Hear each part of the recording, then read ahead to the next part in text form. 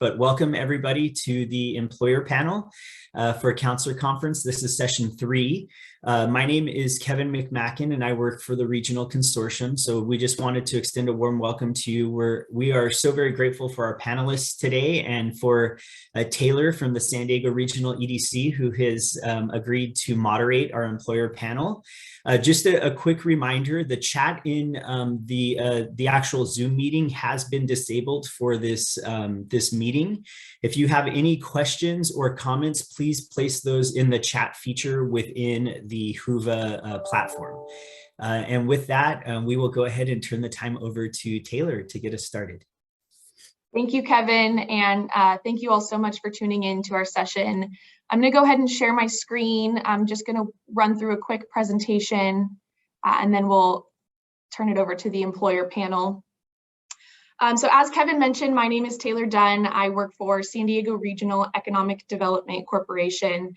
I am a San Diego native, Lakeside Union School District and Grossmont Union School District alumni. So really happy to be able to moderate this panel and speak to all of you today, and excited to share some of what we've learned. So this is just a quick overview of what we're going to cover. Jumping right in, so as I mentioned, I'm with San Diego Regional Economic Development Corporation. We are we mobilize businesses, government, and civic leaders around an inclusive economic development strategy. So most economic development organizations across the country help businesses obtain incentives to stay and grow in the state, but we live here in California, and so our job looks a little bit different. Our state is the 5th largest economy in the world, and our region is the 3rd largest economy in the state. So as an organization, our job is to continue driving economic prosperity. And the data has shown us that the only way to do that is going to be by ensuring it is inclusive and that the future growth as a region is beneficial to every San Diegan. So for example, in order to maintain our current growth trajectory, which has remained relatively steady despite the global pandemic, we need to double the number of skilled workers here in San Diego by 2030. So what that means is that we need to ensure that every San Diegan has the opportunity to obtain quality training that will prepare them for long-term careers here in San Diego. This is one of my favorite graphs to show because I think it really exemplifies what we're doing here with this program.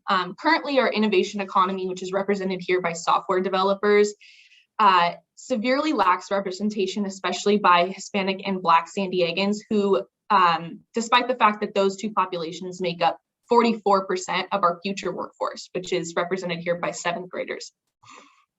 However, the good news is that our local community colleges are serving a population that very closely reflects San Diego's workforce.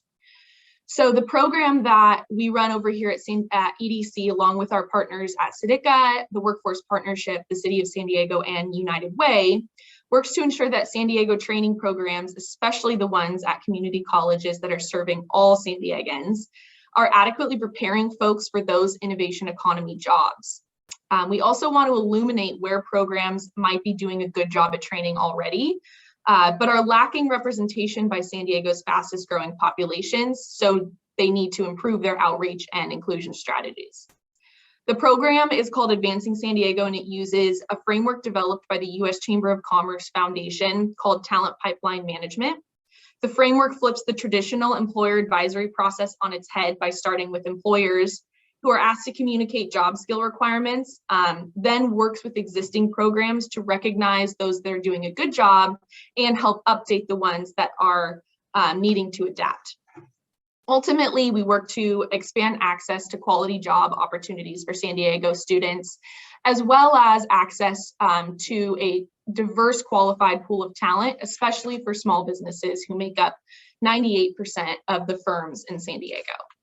So for those of you tuning in who are career counselors, I think that's most of you, and even teachers, I wanted to share some resources. What you're seeing here is a screen recording of me accessing those resources because I know sometimes they're buried and hard to find. We begin the process with employers.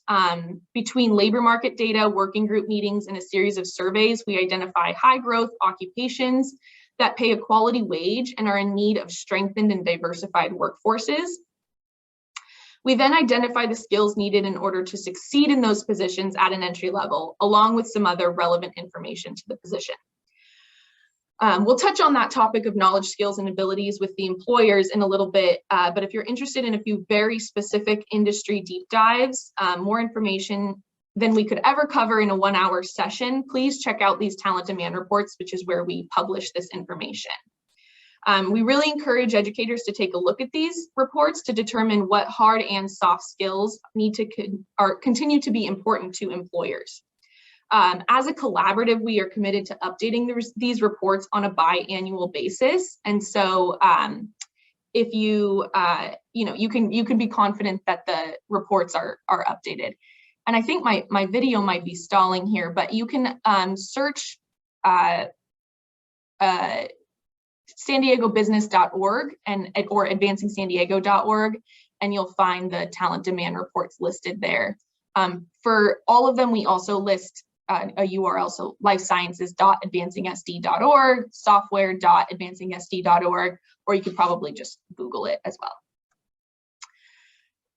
So once we assess the skills needed, employers use that information to assess the training programs that exist in the region against the skills outlined in the reports that I just shared.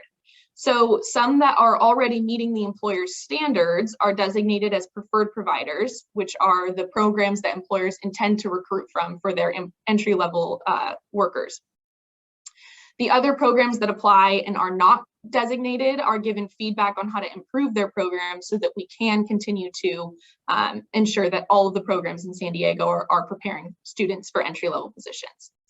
I want to share these programs as a place that you can send your students when they are considering post-high school options or transfer options.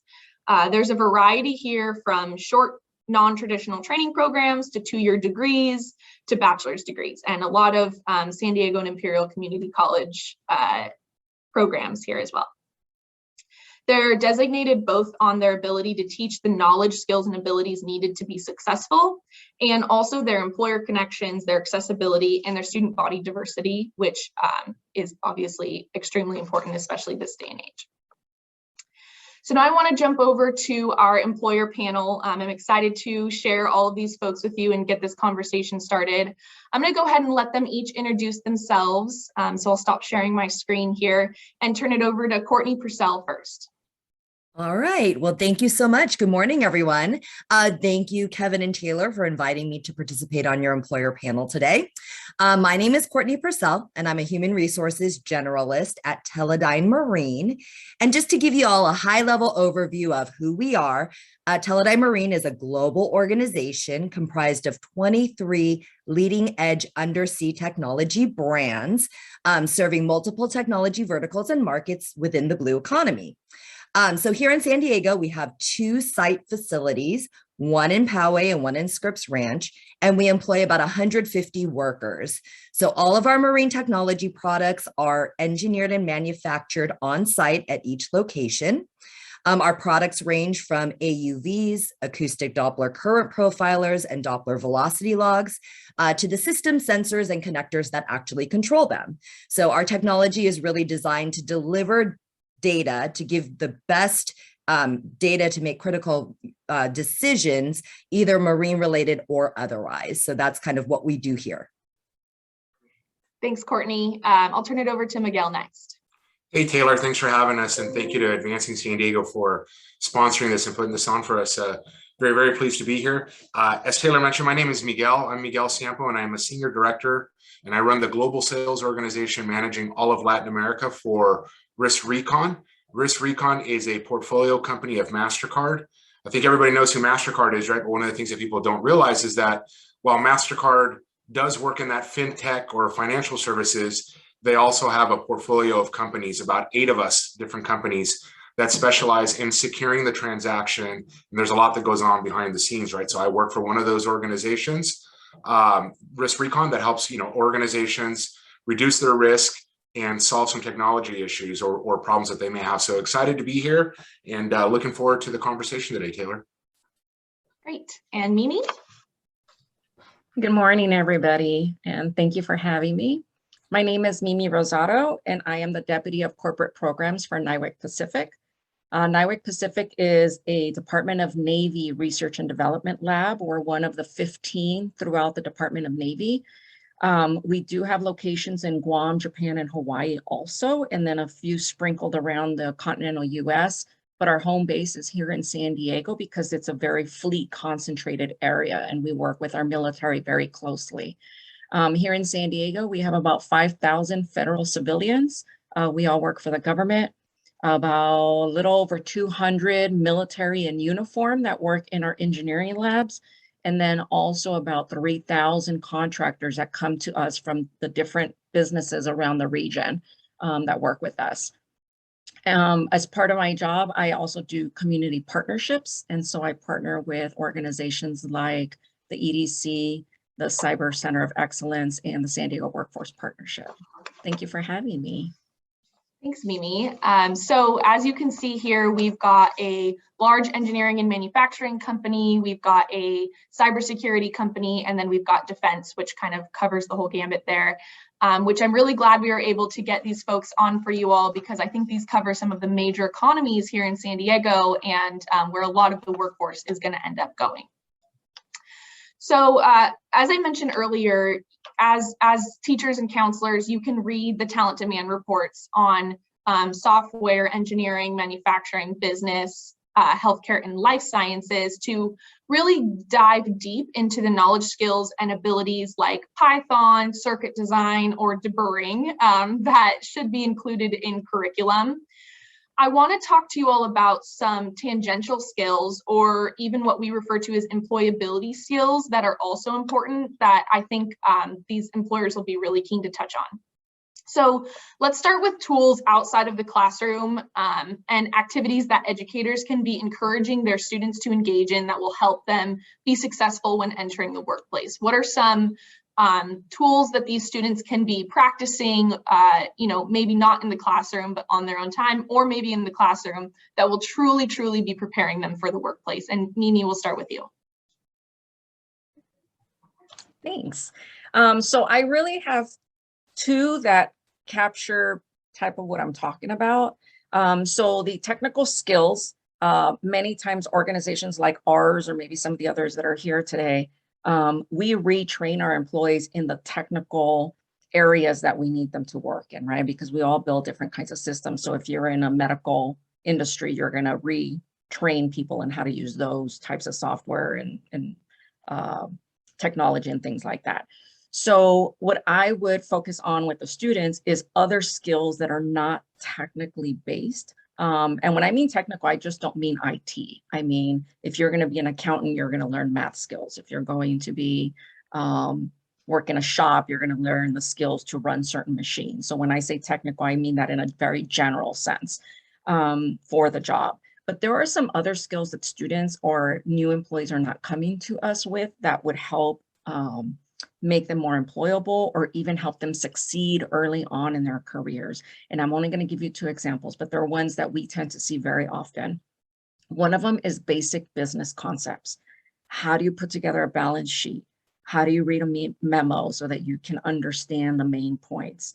How do you write an email so that you can communicate the right points? Those business concepts that are missed in the classroom and are missed when you're taking those technical courses. And then the other one that is extremely important, and you don't have to be in this field to learn it, but it's important in any job that you do or any task that you're given, is some basic project management skills, right? So if a boss gives you a task, or if somebody gives you a task, knowing when that deadline is, and then being able to reverse engineer all of the things that you need to do, how much time it's going to take you, how much, who you're going to have to involve, things like that, and being able to line those tasks down so that, number one, you're not stressing out. Number two, you've built in some wiggle room in case another task comes in and disrupts your perfect plan, right? At least you have a plan. And number three, you're not waiting until the last minute to try to put it all together, and then maybe there's not a resource that's available to you or something like that. So just basic project planning. It could be anything from, studying for a final to if you're going to build a house, and you need it done by a certain time, or you're going to build a paper, when do you need to have your draft done? And kind of learning those skills early on so that when you go into the workplace and your supervisor or somebody gives you a task, you already have those skills and that discipline to be able to manage that time and manage those resources appropriately. So those are the types of things that I would encourage students to practice with. And it could be something, helping mom with dinner. Okay, if dinner's at 5, when do we got to get the ham in? When do we got to do this? So that it's all done on time. I mean, I actually cook that way, right? I time everything out and I know when certain things need to be done, but it relieves the stress and it makes sure that we meet our target. So those are the types of things that I would have students practice. Absolutely. Miguel, what about you? You're muted, Miguel. Sorry about that. I was able to hit the mute pretty quick there, but Mimi, all great points there. I would actually add to that as well. That, social media is a big thing today. And I think there's not one tool, there's so many different tools that we can use, right? But, we're also familiar with the majority or kind of that younger generation of media tools, but there's tools like LinkedIn. I would recommend that students can start to create a LinkedIn profile and then start to look at other companies within LinkedIn, understand what jobs are out there, the culture of these particular companies, the requirements, like what are some of the skills that will be required, and that'll give them a good fundamental idea of that. So I think that LinkedIn from a social media perspective is very big. It's something that we're using and something that we're evolving to. So definitely recommend that. In terms of some other like practicum type things, public speaking is great, right? You have to present, and being able to know how to present, how to have some of those skills is absolutely critical. And the only way to get good at it is to practice it. There's things like Toastmasters, right? They may want to look at Toastmaster events, things of that nature. They can go and they can practice and become involved in that. The other thing that I think is fundamentally important, and we look at from a MasterCard perspective, we look at that pretty heavily, is internships and volunteer opportunities. How are they spending time outside of the classroom? Where are they gaining other skills that they may be gearing up for in terms of volunteer opportunities that give them the opportunity to learn other skill sets, et cetera, right? Maybe not necessarily an internship yet, but that volunteer piece. So those are the 3 things I would recommend: is social media, how to leverage social media, how to use social media to their benefit, public speaking engagements like Toastmasters and things of that nature where they can acquire additional skill sets, and then looking at volunteer and internship opportunities as well. That's great, Miguel. And we're going to come back to that later. How do you reference some of the non-technically work experiences that you've been doing for a student to make that present themselves better? But I want to give Courtney a chance to touch on these hard skills and what can students be doing outside of the classroom or on their own time to continue, honing in on their skills. Absolutely. Well, living in San Diego, I think that, the blue economy and blue workforce is such a growing field. It's been here. Blue economy is the sustainable use of ocean resources for economic growth, improved livelihoods and jobs, and preserving the health of ocean ecosystems. So I think that introducing students to the fact that there is a blue economy, there are jobs within that. And really, when you're working on these, STEM and scientific theories, pairing that with real world applications, and encouraging them to go engage with industry, look at LinkedIn, like Miguel said, look at companies that they're interested in and reaching out and trying to visit. If you can also bring in speakers from industry as well to expose students to that, I think that that's excellent. Again, like Miguel said, internship programs. We have internship programs at both the high school as well as college levels. And they are treated as if they are engineers. It gives them a realistic job preview of what it's like to be a technical person in an engineering manufacturing environment. They can apply their theoretical skills. They can start thinking beyond the classroom, really explore the culture of different companies. I think that a lot of students now, they want to, design and engineer the next, SpaceX rocket ship or, Apple iPhone and that sort of a thing. So bringing in manufacturability concepts, concepts of designing products that are, manufacturable, and for a cost level. You can have the greatest design, in the universe, but if we can't manufacture that. That's not a good design. So kind of bringing those concepts, to students to explore further. That's great. We've touched on so many topics here that I think we're going to dive deeper into throughout this conversation, but I just want to go back around one more time to talk about employability skills. So what are some of the soft skills that educators can be helping their students focus on to make them successful employees? Of course, a project management could be could be considered a soft skill, time management, things like that. How can the counselors and teachers help their students stand out in the hiring process and in the actual, during their employment with some of these soft skills? And Miguel, I'm going to start with you on this one. Sure, that's a great question, Taylor. And what I'll share with you is that I think that some of our educators and facilitators can assist students by helping them, one, understand when they build a resume.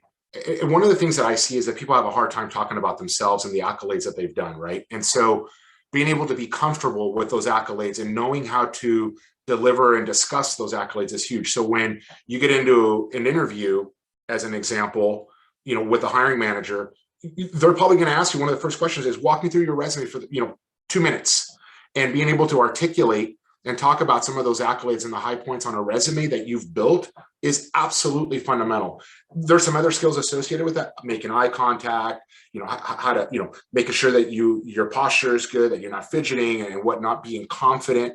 Some of those things are important, but I can't tell you how many times I'll interview folks that have a hard time articulating and talking about themselves for 2 to 3 minutes about why we should hire them. Why are they the best candidate? And I think that takes practice, right? Interviewing is a skill. The more you do it, the more comfortable you become with it, and the better you are at it. And I think having some way to train or help them prepare, whether it's talking in the mirror and talking about their resume for 2 to 3 minutes, right?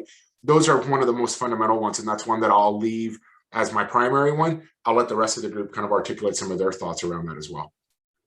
Definitely. Courtney, I'll turn it over to you next. Absolutely. I think one of the things that, we look at in our highest performers, so kind of the soft skills that they're exhibiting, it's things like critical thinking, problem solving, learning agility, being able to pivot quickly because business demand is, dictates where the project's going to go. So being able to pivot quickly and make those changes, being resourceful, and then being safety minded. I think that this is something that, can definitely be, taught in the classroom and brought up. I think that, really developing a safety sort of a culture, that's what we're doing here at Teledyne Marine. But getting that, from the very beginning, as, people are, just bringing that to light in terms of safety things. And then, customer service orientation as well. I think that, again, and to build on kind of what Miguel said, when students are putting together their resume, instead of just listing skills and projects, which is great, I think the thing that really makes them stand out is, what was my role in this project? What did I do? Did I lead the team? What was I specifically responsible for? Or even when listing internships, I had a high school student that came in, did an internship with us. I reviewed his resume with him to kind of, look at it and give him some advice. And, when he came in, the first day he stepped in the door, he started working on a project to get one of our products delivered, and ended up really, with the team of people that he was working on, saving the company about $1 million. And he had just listed that he had done the resume. So I helped him kind of craft that to show, this is how I was able to impact the business unit when I was interning there. So really kind of, trying to push people to really think about, okay, what did I do? How did I make an impact doing either the project or the internship that I was a part of? Yeah, that's so important. I'll share a personal story real quick, and then I want to turn it over to Mimi because I know that you'll have some really great points on this. I was told that I was hired for the job that I currently have because of how I was able to take what I did in a very obscure random activity and connect it back to this job and how it would play a role in this job. And I think that that's something that not everyone knows that they need to do, like tailor your resume to what the job description is. What did you do in that internship, or in my case, like volunteer activity that I did that relates back to this job and what you'll have to do in this job. Mimi, if you want to touch on the soft skills, and if you want to jump into that resume conversation too, and how to reflect those things on the resume, I think those two things tie together a lot. Okay, so first, this is going to sound very momish, but I've raised 2 teenagers who are now adults and doing well, so I think it's worked, is I would tell young adults to step beyond their fear and their anxiety to meet who they're talking to, where they are, right? So what I mean by that is a lot of times young adults don't feel like they deserve or they have the value in that conversation. And so I like to remind young adults, you know, they're not just interviewing you for the job, you're also interviewing the company to see if you want to work there. And so to be able to do that, you need to not just communicate, but learn how to listen for the red flags or the key points or whatever it is, and then ask relevant questions. And don't be afraid to do that, right? So I always tell my kids, just ask me. The worst I can do is tell you no, and you haven't lost anything, right? So kind of getting past that anxiety or that self-talk, so that you can communicate clearly. And this won't just help during the interview, but it will help during the entire career, right? I mean, I've built a career asking all the questions that people don't want to ask. And so that is, for me, probably one of the best things. You know, your heart may be racing, your stomach may be hurting, you know, feel like you got to go to the restroom, whatever the situation is that you deal with, that fear and anxiety, but just getting past that and having the courage and the vulnerability to ask questions that you may think are dumb, but may actually be seen as somebody who actually knows how to listen and is asking relevant questions. So just kind of getting past that. I know that's more like a squishy one, but you did ask for soft skills. So there's a really, really soft one. It's like marshmallow soft. And then on the resume piece of it, I was an HR director for about 6-7 years, and I still do all of the resume reviews for our student programs. And one of the things that I highly implore the students to do is to include things that are not traditional employment as part of their resume, so that you can stand out. So for example, if you're just getting out of school and you haven't really worked a lot of relevant jobs, maybe there's a class project or there's some curriculum that you did that is relevant to the job that you're applying to. The other one also is, we actually hired somebody once because he was an older student and he had a young daughter and he was applying for a software development job, and he had actually designed video games for his daughter at home. And so he included that in the resume, even though that wasn't a job, it demonstrated his skill set. And so if you're building a network at home, if you're designing video games, if you have your own website, right, for some small business or whatever it is, include that in the resume, because what we want to hire is the whole person, not just what other employment opportunities you've had in the past, right? We want to hire you not for what you've been paid for, but what we know you can do. So if you approach it from that perspective, I think the students will have a lot more success. Miguel, I saw you unmute. Do you want to add something? Yeah, I was gonna say the other one that I was thinking about, I have my list of interview questions here that I go through, but one of the first questions I ask an interview candidate is, how did you prepare for this interview? And I think that's another important one, right? And before you're meeting with a prospective, understand who you're meeting with, do a little bit of background on them. Who are they? Where have they been employed? Do you know them? Again, goes back to LinkedIn's a great tool for that, right? The other thing is, who's the company you're going to go to, right? You may get a question like, tell me a little bit about what you know about X company, right? What do you know about our company? When were we founded? Who's our CEO? Are we publicly traded? Are we privately traded, et cetera, right? That'll give an employer a lot of visibility into how somebody prepares for an interview and how they're going to prepare, particularly in their role when they have tasks or they have projects, et cetera. So I think preparation is key, right? I know it sounds so cliche, but preparation is absolutely another fundamental and something else that employers are looking at. So that, be prepared. And that's something, I've got a 17-and-a-half-year-old and I can't tell them enough how preparation is key for a lot of these things. And I would share the same the same with this group as well, that, letting our young folks that are going into the workforce, understanding how to prepare and be ready for that as well. Yeah, I think I want to talk about preparation a little bit more, not only preparation for an interview, but preparation for a career and a job. But I want to share a story real quick of my experience working with other businesses. We have one small business that we work with quite a bit. And he shared that in hiring an intern, the candidate's resume listed that they were able to do a Rubik's Cube. And he said that the candidate said, I don't know, like, I don't know that that's relevant, and he said it is relevant. That's exactly what we're trying to do here. We're trying to put puzzles together, So it doesn't, I can do a Rubik's Cube, doesn't seem like an employability skill, but it really is. And it to the right company, to the company that is where you want to work and what you want to do, your passions and what you do in your spare time should line up. And that's what I wanted to talk about next is how can we ensure, I know from what we've been hearing from companies a lot lately and what you've all shared with me, retention can be a huge issue, not only, during the pandemic when things are pretty crazy in general, but overall, and especially with younger generations. Can we talk a little bit about how these counselors can ensure that, especially the Gen Z, going to work somewhere that has a mission that aligns with their goals has become so important. And, I support that. I think that's wonderful.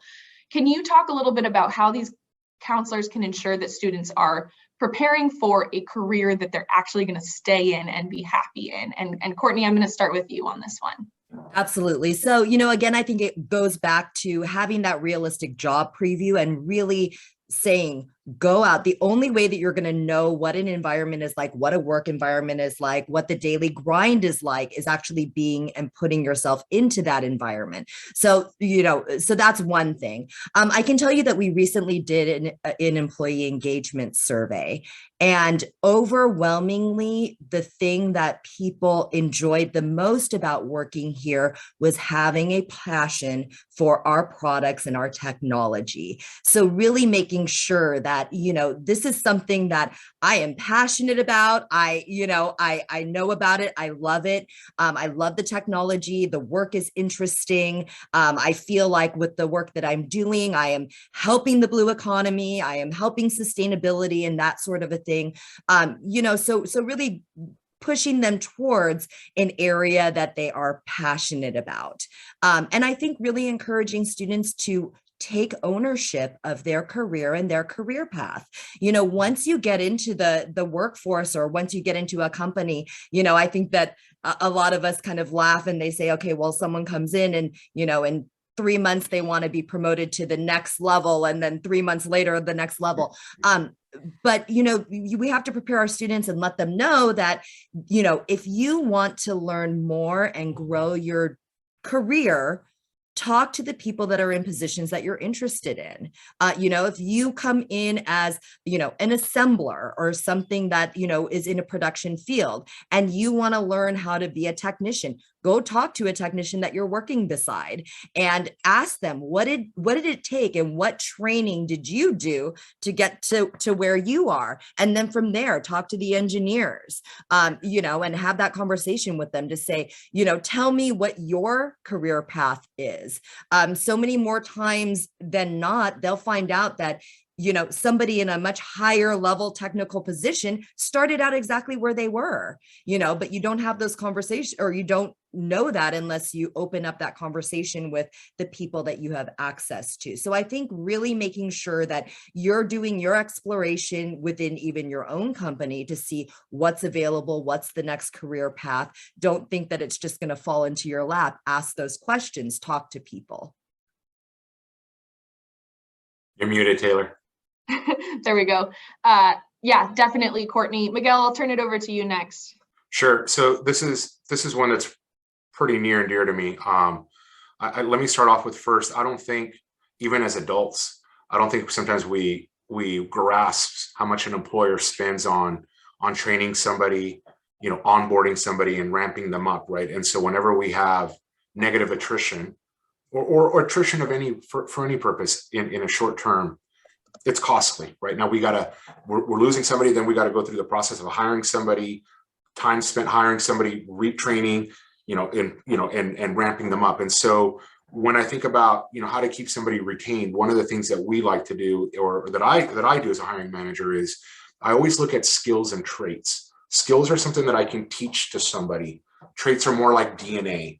And so, for example, in global sales, when I'm looking at sales reps, as I bring in somebody that is not of much, I'm not saying that introverted people can't be salespeople, but they're probably not going to thrive or have as much fun as somebody who's extroverted, right? And so separating and understanding those traits is key to me. And so what I would say is to these young folks coming in and looking at jobs, do some personality testing. There's things like the Briggs and Myers, there's Stratton tests. There's things that are free that are out there that counselors can help our students go and look at that, understand what kind of a personality or where your personality matches up for. Because if you're somebody that's very introverted, then maybe you should look for more introverted type jobs. It doesn't mean that we can't convert, but again, remember, these are kind of more like a DNA, kind of traits are more like DNA, right? They're hard. They're hard to change those. And if you're not comfortable in doing that, and it takes you out of your comfort zone too much where it impacts and you're not happy with the job, you're not going to stay there, right? And so for us as hiring managers or as organizations, as we're looking at talent coming in, we want to make sure that we understand, are they not only a good match for the role, for the team, for the organization, right? So there's a multifaceted effect that we got to look at. And so that's probably my number one recommendation, is when we look at retention, is looking at skills versus traits, understanding what is a good role, what's a good fit for your DNA, your trait type match, and going down that road. And I think that's something counselors can really help push into our students or our younger generation, and to understand and do a little bit of reflection. What kind of a person am I, right? What makes me happy? What kind of environment do I like to work in? Yeah, definitely. Mimi, what about you?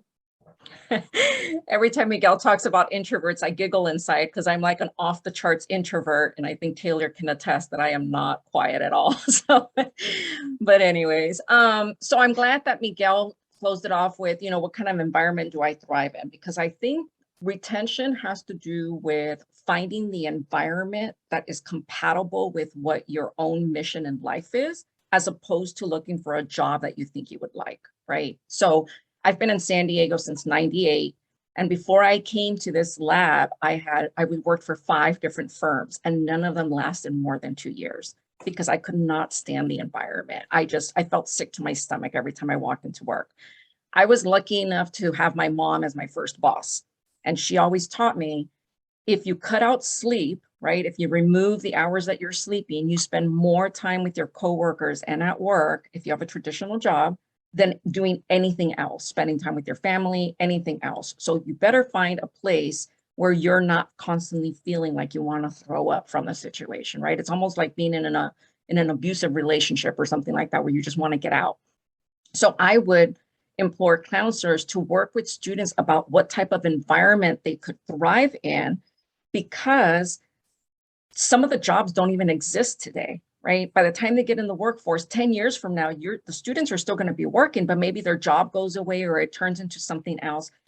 When I found the lab where I'm at right now, I've been there now over 15 years, which is a miracle that I've stayed in one place, but I've had 7 different jobs.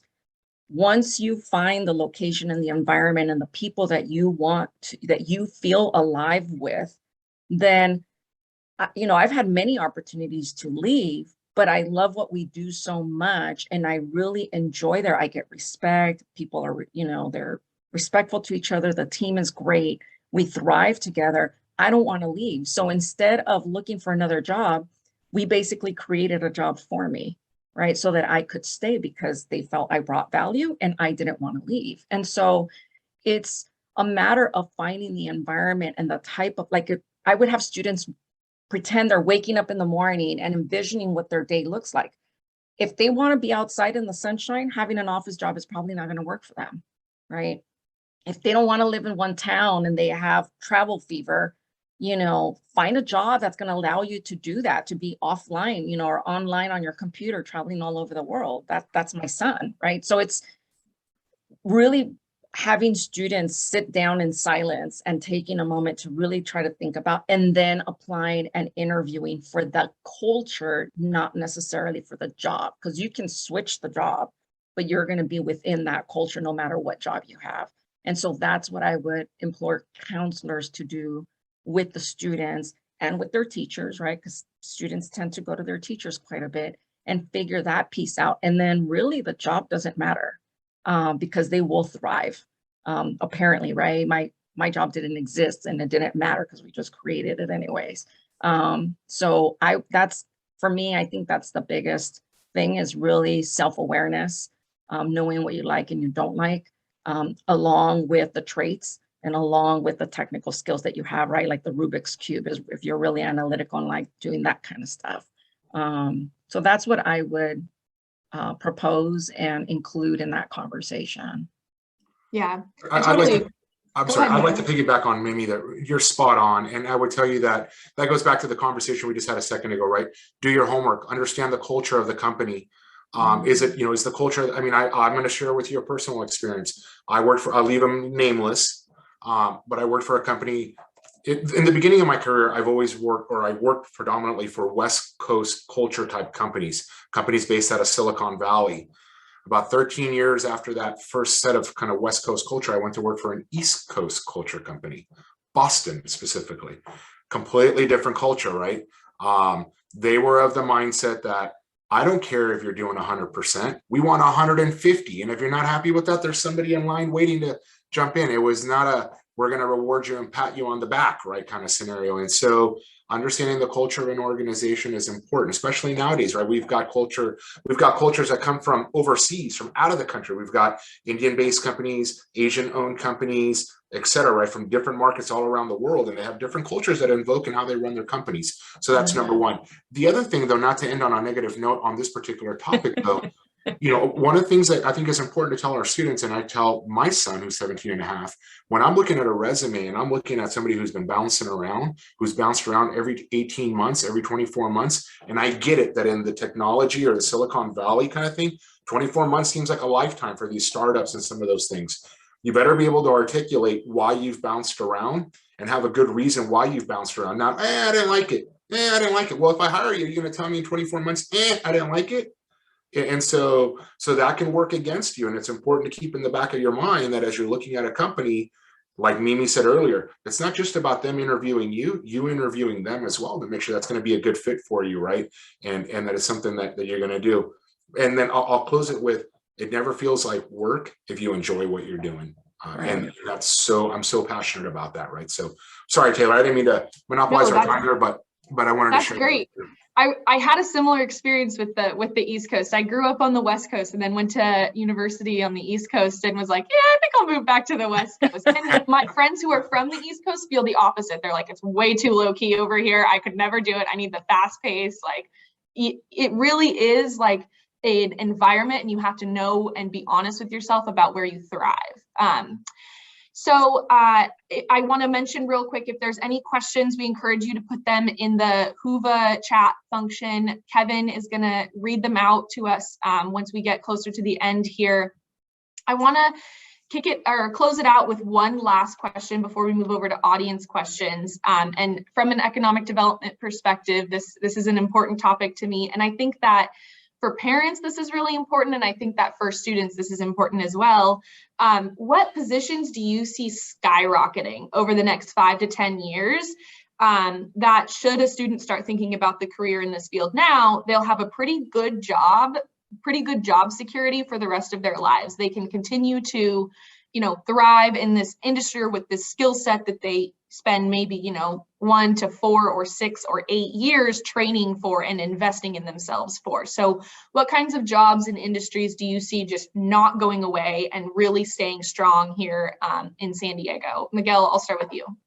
Wow. So you're talking to a technology guy, right? I'm biased. I'm 23, 24 years in cyber. And when I started, it was in the world of, well, I'm going to date myself, right? It was pre-Windows 95, right? And so that's a long time ago. Our modems still made weird noises when we connected to the internet. So I am a big believer. I think Mimi can relate to some of those sounds. Right? Weird I was telling my son yesterday that the first coding language I learned was Pascal. Yeah. He's like, what the heck is that? I'm a big believer that STEM, and that's something that I talk to my kids about. Anything in that science, technology, engineering, and math field is absolutely not going to go away. If we look at technology specifically, it involves science, it involves a lot of engineering, there's a lot of different pieces and a lot of different math, right? I think anything in STEM is absolutely a secure field. If you look at San Diego, there's a lot of STEM related jobs, right? And so a focus around STEM to me, I think is huge. But that's not to say that, you know, that still touches the sciences though, but the pharmaceutical world, the healthcare world, those are all there as well. And those are important. But for me, and my recommendations is, you know, if you're a good fit and it's a good match for you, STEM is absolutely a very sure bet, in my opinion. Mimi? So I agree with Miguel that STEM is always going to be growing. But I want to focus on the other side of that IT coin, right? A lot of people, when they think of STEM, they think of creating programs, you know, developing websites, doing all that kind of stuff, right? Cybersecurity, all that kind of stuff. What I think a lot of students miss is that there's the other side of someone that needs to come behind that development and clean everything up, right? So, for example, doing content management on websites, managing an SEO for somebody, when something is old, right, on a website, making sure it's getting taken down and things are being redirected. Not just in my organization, but in a lot of organizations that because I used to be a consultant. So a lot of the organizations that I've worked with, you know, they're really good at putting things together and not so good at going back and doing all the change and configuration management that has to be part of that life cycle, right? It's like all you add is more, it's like adding another box to the closet in the hallway and never emptying it out and taking all the old stuff out, right? Or stuffing your fridge more when you have molding cheese in the back, right? That person in IT that has to come through and clean all of that up. So, because I used to be an idle master's expert back when idle was not popular at all, like back in 2000. And that's what I did. I made 6 figures doing that, just going into companies and cleaning up all the leftovers that they had left in the fridge, right? So I think that's always going to be a growing field, especially as more stuff goes online and systems are growing. Somebody has to come in and kind of sweep all that up. And then the other one that I would really focus on, if you're not an IT person, is those human jobs, nursing, teaching, those kinds of things that we're always going to need, right? As long as we have humans, people are going to get sick.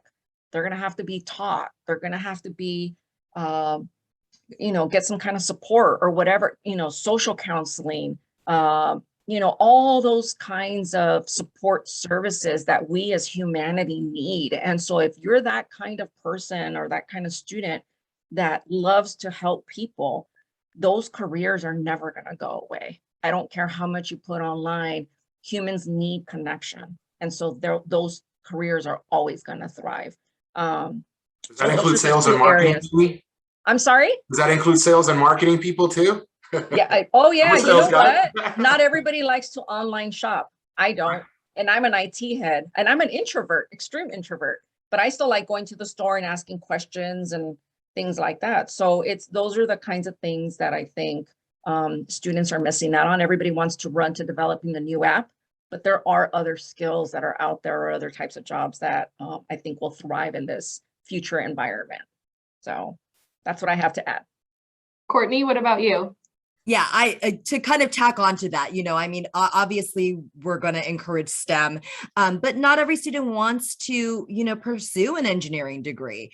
But I think that what I can bring out is, you know, what kind of translates over into the jobs that we, you know, that we're hiring for. So a lot of our products utilize sonar and acoustic technology. So if you have students that are musically inclined and interested in acoustic and that sort of a thing, this could be an area that you'd want to push them. You know, there's people that are interested in, you know, in a teaching profession. So, you know, I would point out that we've got field service engineers and they go out and they talk to customers and they show them how to use our products. And, you know, they travel and they, you know, get to kind of teach and in a technical aspect. students that are interested or on the debate team or like to negotiate and that sort of a thing, go into procurement where you have to negotiate contracts and that sort of a thing, or be part of the business development team. I think that, again, we have to capitalize on where students are interested, to, again, like both of, Miguel and Mimi said, find an environment that you are going to thrive in, and go to where you're interested. If you are interested in art and graphic design, you can go into marketing, for a company and market that marine technology.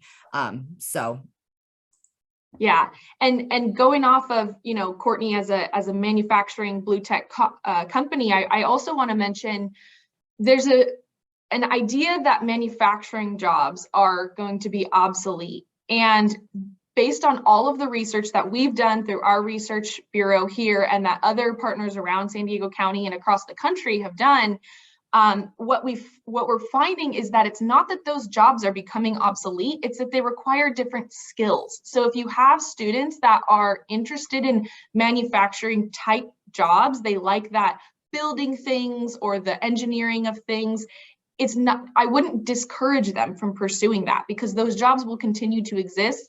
The machines that are coming in to replace the people still have to be maintained. Those machines still have to be operated. And so those people just need different skills. And that, I think that's a really important point that we need to continue reminding folks. We don't want that industry to completely lose its workforce because everyone's under the impression that the robots are taking over. Absolutely. I mean, and in our manufacturing environment, we are a very high mix, low volume sort of environment. So we are not going to have the opportunity for automation. We are always going to need those workers to build our systems and look at blueprints and look at schematics and build them from the ground up.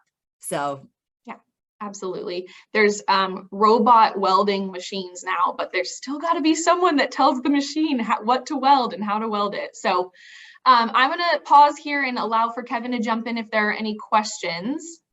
Yes, so I have two questions. I think one of them could be it's a quicker answer, just your opinions. But the question was, if a student is looking into aerospace versus computer science, which would you say is better at this point? That may be a hard question to answer, but well, aerospace is such a huge field. I mean, it's a combination of computer science and mechanical engineering, electrical engineering. So aerospace in general, I don't know if they're talking about like being an astronaut or building software or designing the actual like ship thingy that goes up, or I mean, that's I was going to say, we actually need both of those, kind of in our industry. And aerospace actually translates really well into marine, because we're looking at the same sorts of challenges in terms of pressures and, temperatures and all of that other stuff. So, aerospace definitely does translate well over into other industries.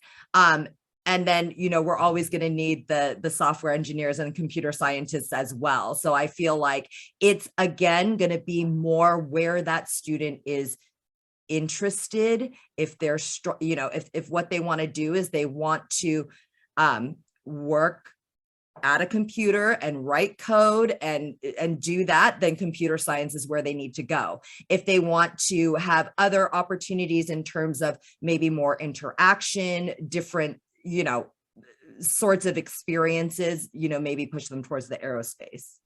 And I guess the last one I'll leave to that, Kevin, is that when we look at aerospace, we tend to forget, we want to think of the Boeings of the world and the Airbuses of the world, but there's so many other companies that are influential or part of that aerospace industry and field as well. And then the other thing I would add is to Courtney's point, what specifically in aerospace are you interested in, right? Is probably the bigger question there. And then doing a deeper dive, but aerospace is going to have a lot of computer science, and it's going to have a lot of mathematics, and it's going to have a lot of engineering. So I think there's a lot of overlap.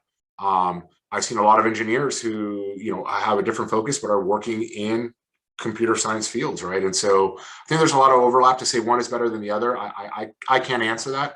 I think it's up to the individual, to my colleagues' points here around, or the panelists' points around, what is the field of study that you're more specifically interested in? Right. I'd say geography too might have something to do with it. Like, where do you want to live? Because here in San Diego, there's a huge aerospace industry because of the military being here. But if you wanted to live somewhere else, that might not be as strong. Whereas computer science, you could maybe do anywhere. So that's something maybe to ask them. Yeah, great point. Great points. Thank you so much. I think this next question probably has a great connection or is definitely related to what you guys were just sharing.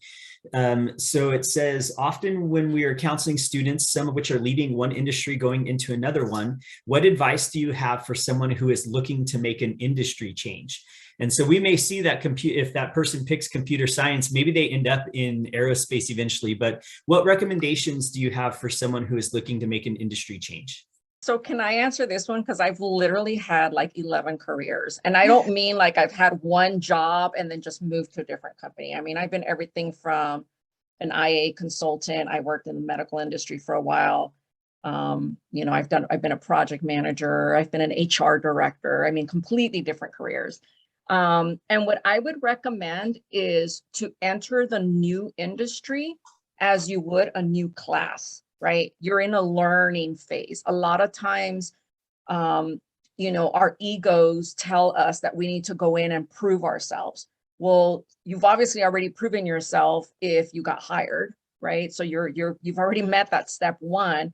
You can kind of breathe a bit, ask a lot of questions. I always tell, you know, students, because I mentor a lot of students, and I always tell them, you know, face things, the open doors with caution, but also with something to provide, right? So don't be afraid that you don't know everything because it's your first day, and that intimidation of everybody that's been there for 20 years gives you that fear that you're not a right fit. The worst thing you can do is go into a new industry that you really enjoy and scare yourself out of continuing with it because you're like, I've never done this before. So I'm going to share something personal. I think Taylor has heard this before, but because we're on so many meetings together. But when I first came to San Diego, I came from UC Santa Barbara, and I was new to the IA world. Like I've never done it before. And I had my first mentor here, and he had offered me a position. I wanted to leave the company I was at because, again, environment and culture was driving me nuts. And I went to him and I said, you know, I need help finding a new job. Well, he offered me a job because he had been hired by another company to stand up a regional office here.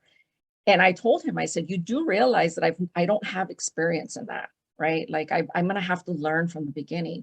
And that's where I got that thought of, and I carry it with me today, is I'm not bringing you because of what you've done. I'm bringing you because of what I know you can do. And so if students keep that in their mind, that they might not know how to do everything when they're stepping into a new industry, but they have the faith and the courage and the curiosity to learn that new industry, I would hate, and I ended up having a great career. I mean, he pivoted my career in a great way. If I had let that little voice inside of me tell me, you don't know how to do this, I probably would have walked away, and then who knows where I would be today. So I would just, it's more like a self-defeating prophecy, right? And so that's the biggest thing. Learn, approach it like you're approaching a new class, something that you've never known before. Ask a lot of questions, find a mentor, learn what you're doing, and then also contribute even the little bit that you think you may be able to contribute, right? Later when and then if you don't like it, go do something else.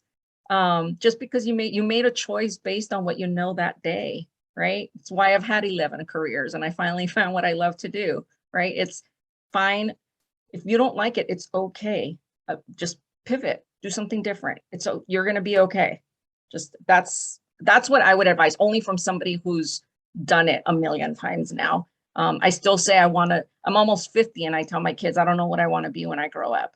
So it's okay to have that mentality and that curiosity and being courageous enough to change if it's not working for you. Sorry, that was a long answer, but this one is like true to my heart. Because I see kids today, they're literally stressing out about what major they're going to go into. And it breaks my heart that there's that much stress and anxiety about something that really is not that relevant. You can go do something else. So thank you, Mimi, for the responses. What a wonderful panel we've had. Thank you to each of you. We really have had some wonderful feedback and advice, and thank you to Taylor for moderating the panel. Unfortunately, we have a bunch more questions and we probably just won't get to them, so we'll save those for our next panel. But thank you again, and we look forward to working with all of you in the future and learning more from you. Thanks, Thank you Kevin. for having Thank you us. so much. Thank you for having us. Take care, everybody.